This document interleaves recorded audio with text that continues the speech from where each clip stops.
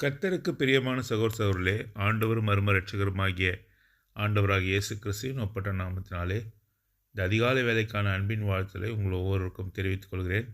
தியானிக்கும்படியாக தெரிந்து கொள்ளப்பட்ட வேத வசனங்கள் ஆதியாகமத்தின் புத்தகம் 3ஆம் அதிகாரம் 8ஆம் வசனம், 9ஆம் வசனம், 10ஆம் வசனம். உங்களுக்காக வாசிக்கிறேன்.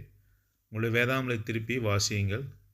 ஆதியாகமத்தின் புத்தகம் 3ஆம் அதிகாரம் 8ஆம் வசனம், 9ஆம் வசனம், 10ஆம் வசனம்.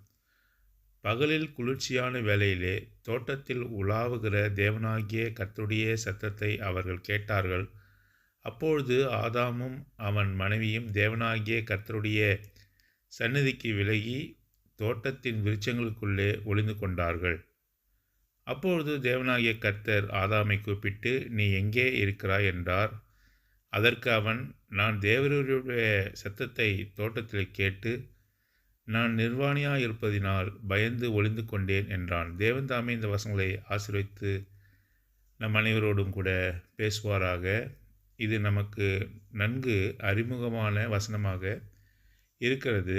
தேவாதி தேவன் சிருஷ்டிகர்த்தர், வானத்தையும் பூமியும் உண்டாக்கின தேவன் எல்லாவற்றையும் வாயின் வார்த்தையினாலே உண்டாக்கினார் என்று சொல்லி ஆதியாகமத்தின் புத்தகம் 1ஆம் அதிகாரம், 2ஆம் அதிகாரம், 3ஆம் அதிகாரங்களில் நம்ம வாசிக்கிறோம். கடைசியாக அவர் மனுமக்களை உண்டாக்கினார், மனுஷனை உண்டாக்கினார், அவனுக்கு துணையாக மனுஷியை உண்டாக்கினார் என்று சொல்லி நாம் வாசிக்கிறோம். ஆகவே உண்டாக்கப்பட்ட இந்த மனுஷனும் மனுஷியும் அவர் ஒரு தோட்டத்திலே வைத்தார் என்று சொல்லி பார்க்கிறோம். அதற்கு ஏதேன் தோட்டம் என்று சொல்லி ஆதியாகமத்தின் புத்தகம் 2ஆம் அதிகாரத்தில் நாம் வாசிக்கிறோம். வானத்தையும் பூமியும் சகல சிருஷ்டிகளும் சிருஷ்டித்த கர்த்தர் ஒரு தோட்டத்தை உருவாக்குவதற்கு மிகுந்த சிரத்தை எடுத்துக்கொண்டதை குறித்து நாம் பார்க்கிறோம். எல்லாவற்றையும் இருக்கிறதை போல அழைத்தார். ஆனாலும் கூட இந்த ஏதேனுக்கு அதிக அக்கறை எடுத்துக்கொண்டு சிருஷ்டித்திருக்கிறார் என்பதை நாம் புரிந்து கொள்ள முடிகிறது. ஏனென்று சொன்னால் அதிக வசனங்கள் இந்த ஏதேனை குறித்து விலாவரியாக சொல்வது மூலமாக இந்த ஏதேனை மிக நேர்த்தியாக, மிக அழகாக அவர் உருவாக்கியிருக்கிறார் என்பதை புரிந்து கொள்ள முடிகிறது. ஆதியாகமத்தின் புத்தகம் 2ஆம் அதிகாரம் 8ஆம் வசனத்தில் நாம் வாசிக்கிறோம். தேவனாகிய கர்த்தர் கிழக்கே ஏதேன் என்னும் ஒரு தோட்டத்தை உண்டாக்கி தாம் உருவாக்கின மனுஷனை அதிலே வைத்தார். 9ஆம் வசனம், தேவனாகிய கர்த்தர் பார்வைக்கு அழகும் புசிப்புக்கு நலமான சகலவித விருட்சங்களையும் தோட்டத்தின் நடுவிலே ஜீவ விருட்சத்தையும் நன்மை தீமை அறியத்தக்க விருட்சத்தையும் பூமியிலிருந்து முளைக்க பண்ணினார். அழகான பூக்கள், அழகான மரங்கள், காய்கனிகள் எல்லாவற்றையுமே ஆண்டவர் அங்கே படைத்தார் என்று சொல்லி பார்க்கிறோம். மாத்திரமல்ல, ஒரு நதியை, அந்த ஏதேன் தோட்டத்திலிருந்து ஒரு நதி புறப்பட்டு ஓடி வருகிறது. அது 4 நதிகளாக பிரிந்து எத்தியோப்பியா என்று சொல்லப்படுகிற இடம் வரை பாய்ந்தது என்று சொல்லி போடப்பட்டு இருக்கிறது. ஆகவே அந்த நதிகள் போன இடத்தெல்லாம், அது பாய்ந்த இடங்களெல்லாம் பொன் விளைந்தது, மற்ற தாது பொருட்கள் அங்கே காணப்பட்டது என்று சொல்லி போடப்பட்டிருக்கிறது. தாம் உண்டாக்கின மனுஷனையும் மனுஷையும் ஆண்டவர் தோட்டத்தை பண்படுத்தும்படியாக அங்கே கொண்டு வந்தார் என்று சொல்லி பார்க்கிறோம். பண்படுத்தவும் அதை பாதுகாக்கவும் கொண்டு வந்தார் என்று சொல்லி அங்கே போடப்பட்டிருக்கிறதை குறித்து நாம் பார்க்கிறோம். ஆகவே in order to dress it and to keep it என்று வாசிக்கிறோம். பண்படுத்தத்தக்கதாக, எல்லாவற்றையும் பராமரிக்கத்தக்கதாக இந்த ஆதாமையும் ஏவாளையும் அங்கே வைத்தார் என்று சொல்லி பார்க்கிறோம். பாருங்கள், வானத்தையும் பூமியும் உண்டாக்கின தேவன், பரலோகத்திலே வாசமாக இருக்கிற தேவன், பரிசுத்தர்கள் மத்தியிலே வாசமாக இருக்கிற தேவன், மனுஷன் மத்தியிலே வாசமாக இருக்கும் பொருட்டு பூமியிலே ஒரு தோட்டத்தை உண்டாக்கி அதை அழகாக, நேர்த்தியாக, செழுமையாக, பலமாக உண்டாக்கி அதை பராமரிக்கவும் அதை பாதுகாக்கவும் அங்கே மனுஷனையும் மனுஷியும் உண்டாக்கினார். வானத்தையும் பூமியும் உண்டாக்கின தேவன் வானத்திலே அவர் இருந்து விடாமல் பகலின் குளிர்ச்சியான வேளைகளிலே அங்கே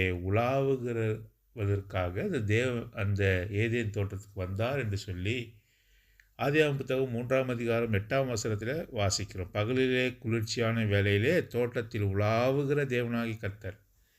ஆகவே இது பழக்க வழக்கமாக நடந்திருக்கிறது.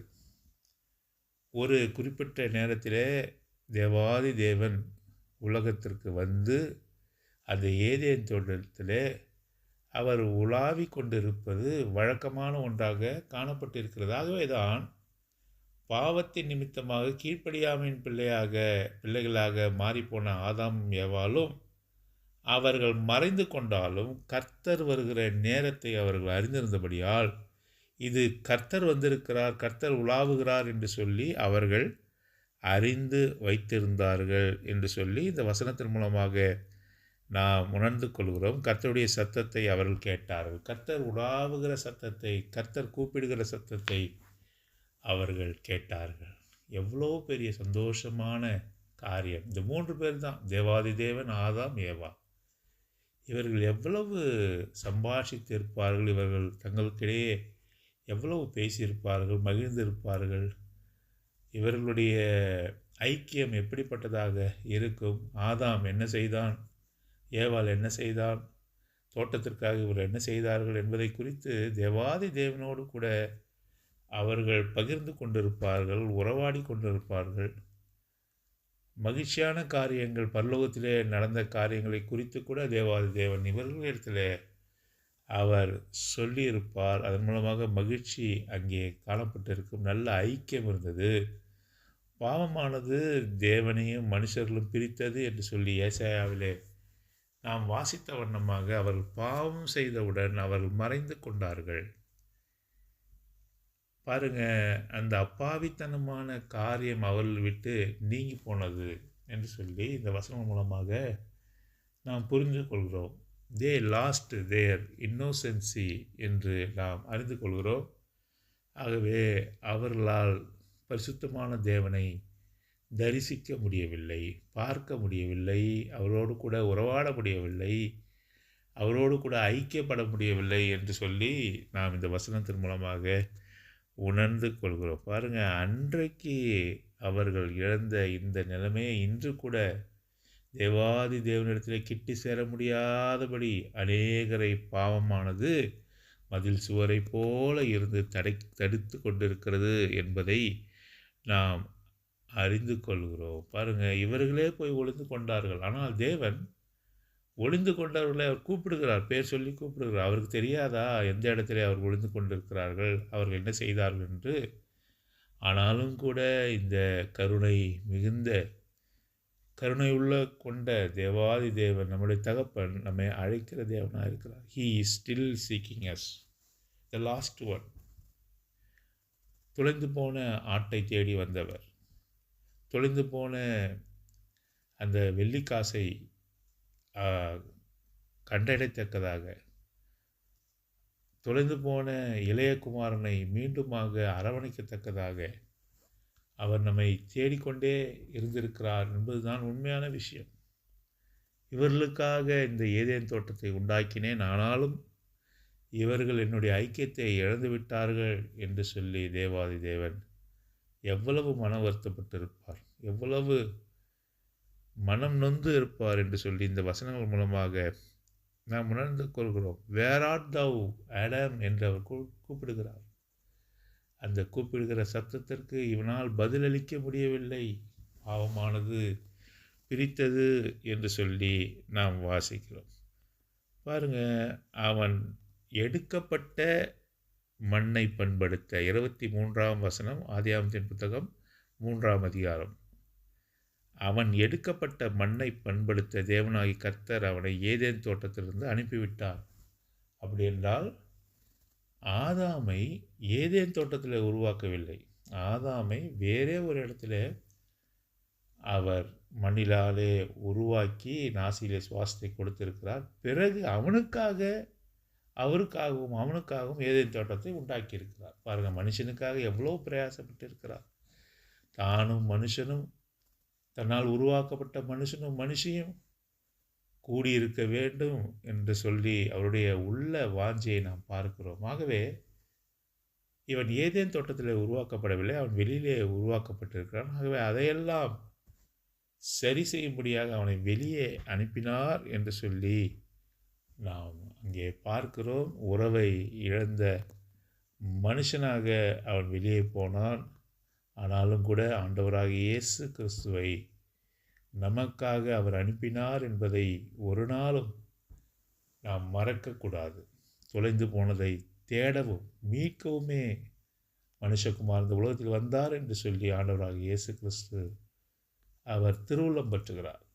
நம்மை தேடும்படியாக, தொலைந்து போனதை தேடும்படியாக, நமக்கு ஜீவனை கொடுக்கும்படியாக, ஐக்கியத்தை கொடுக்கும்படியாக, பிதாவோடு கூட நாம் ஐக்கியமாக இருக்கும்படியாக ஆண்டவராகிய இயேசு கிறிஸ்து அந்த உறவை ஏற்படுத்தத்தக்கதாக தம்மையே பாவ நிவர்த்தி செய்யும் பலியாக ஒப்பு கொடுத்தார். பாருங்கள், இந்த இரத்தத்தை சிந்தி, பரிசுத்த இரத்தத்தை சிந்தி நம்மை மீட்டு கொண்டார் என்று சொல்லி நாம் பார்க்கிறோம். ஏதேன் தோட்டத்தில் எவ்வளவு மகிழ்ச்சியை இந்த மனுக்குலம் அடைந்ததோ அவ்விதமான மகிழ்ச்சியோடு இருக்க வேண்டும் என்பதுதான் தேவனுடைய சித்தமாக இருக்கிறது என்று சொல்லி நாம் அறிந்து கொள்கிறோம். இங்கே ஏசாயாவின் தீர்க்க தரிசன புத்தகம் 11வது அதிகாரத்தில் நாம் வாசிக்கும் பொழுது திரும்பவுமாக அங்கே இந்த சந்தோஷம், ஏதேனிலே ஆதி மக்கள் இருந்த சந்தோஷம் நமக்கும் கூட அவர் தருக வல்லவராக இருக்கார். அது எப்படி இருக்கும் என்று சொல்லி ஏசாயா தீர்க்கதரிசி 11ஆம் அதிகாரத்தில் சொல்லுகிறார்.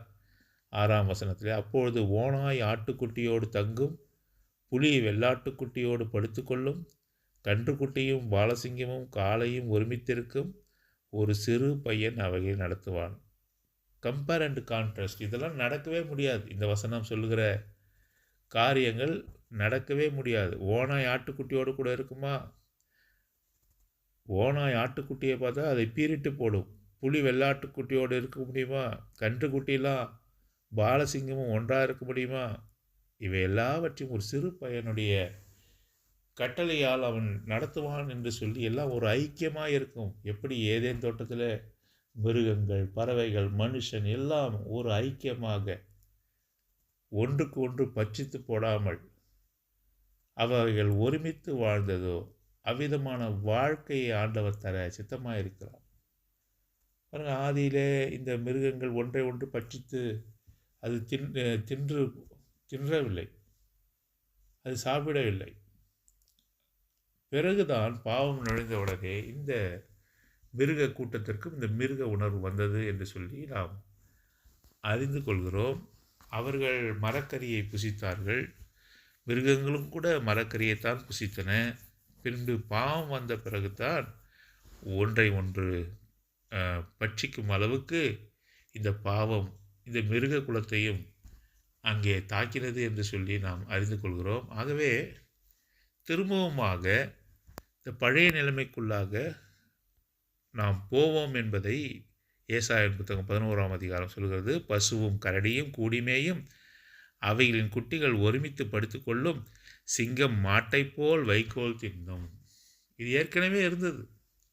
பாவமானது இந்த விதமான சந்தோஷமான நிலைமையை ஒன்றைக்கு ஒன்று பட்சித்து போடும் அளவுக்கு பாவமானது அவைகளை பிரித்தது. இப்பொழுது பாவம் நம்மை விட்டு எடுக்கப்படும் பொழுது இந்த உலகமானது புதிய உலகத்திலும் புதிய வானத்தையும் புதிய பூமியும் ஆண்டவர் படைக்கும் பொழுது திரும்பவுமாக இப்பேற்பட்ட சூழ்நிலை உண்டாகும் என்று சொல்லி நாம் இங்கே பார்க்கிறோம். பால் குடிக்கும் குழந்தை விரியன் பாம்பு வலையின் மீது விளையாடும், பால் மறந்த பிள்ளை கட்டு விரியன் புற்றிலே தன் கையை வைக்கும் என்று சொல்லி பயமறியாது என்பதற்காக இந்த வசனங்கள் கொடுக்கப்பட்டிருக்கிறது என்று சொல்லி பார்க்கிறோம். வெளிப்படுத்தின விசேஷம் 21ஆம் அதிகாரம் 1ஆம் வசனத்தில் இதை குறித்து நாம் மேலுமாக வாசிக்கிறோம். பின்பு நான் புதிய வானத்தையும் புதிய பூமியும் கண்டேன், முந்தின வானமும் முந்தின பூமியும் ஒழிந்து போயின, சமுத்திரமும் இல்லாமல் போயிற்று. ஆக புதிய வானம் புதிய பூமி எல்லாவற்றையும் புதிதாக்குற தேவன் இந்த ஏதேன் தோட்டத்தில் இருந்த சமாதானம், சந்தோஷம், நிறைவு, அமைதி, இதை அவர் நமக்கு தர வல்லவராக இருக்கிறார் என்று சொல்லி ஏசாயா 11ஆம் அதிகாரம், வெளிப்படுத்தின விசேஷம் 21ஆம் அதிகாரம் 1ஆம் வசனத்தில் வாசிக்கிறோம். 22ஆம் அதிகாரம், வெளிப்படுத்தின விசேஷம் 1ஆம் அதிகாரத்தில் நாம் வாசிக்கும்போது, பின்பு பழுங்கையைப் போல் தெளிவான ஜீவ தண்ணீர் உள்ள சுத்தமான நதி தேவனும் ஆட்டுக்குட்டியானவரும் இருக்கிற சிங்காசனத்திலிருந்து புறப்பட்டு வருகிறது எனக்கு காண்பித்தான். நகரத்து வீதியின் மத்தியில் நதியின் இருக்கரையிலும் 12 விதமான கனிகளை தரும் ஜீவ விருட்சம் இருந்தது. அது மாதந்தோறும் தன் கனியை கொடுக்கும். அந்த ஜீவ விருட்சத்தின் இலைகள் ஜனங்கள் ஆரோக்கியம் அடைவதற்கு ஏதுவானவைகள். இனி ஒரு சாவும் இராது. தேவனும் ஆட்டுக்குட்டியானவரும் இருக்கிற சிங்காசனம் அதில் இருக்கும். 4ஆம் வசனம், அவருடைய ஊழியக்காரர் அவரை சேவித்து அவருடைய சமூகத்தை தரிசிப்பார்கள். அவருடைய நாமம் அவருடைய நெற்றியிலே இருக்கும். திரும்பவுமாக ஏதேன் தோட்டத்தினுடைய நிறைவு, சமாதானம், சந்தோஷம் கொடுக்கப்படும் என்பதை குறித்து வெளிப்படுத்தின விசேஷம் 22 வாசிக்கிறோம். இங்கேயும் தேவனுடைய சிங்காசனத்திலிருந்து நதி புறப்பட்டு ஓடுகிறது. அந்த நதி அநேக ஜீவ விருட்சங்கள், அநேக விருட்சங்களை அது உயிர்ப்பிக்கிறது. ஜீவ விருட்சமும் அங்கே இருக்கிறது. ஆகவே அங்கே பச்சை பசேல் என்ற காரியங்கள் இருக்கிறது. அந்த ஜீவ விருட்சத்தின் இலைகள் அநேகருக்கு சுகத்தை கொடுக்கிறது, நலத்தை கொடுக்கிறது என்று சொல்லி நாம் வாசிக்கிறோம்.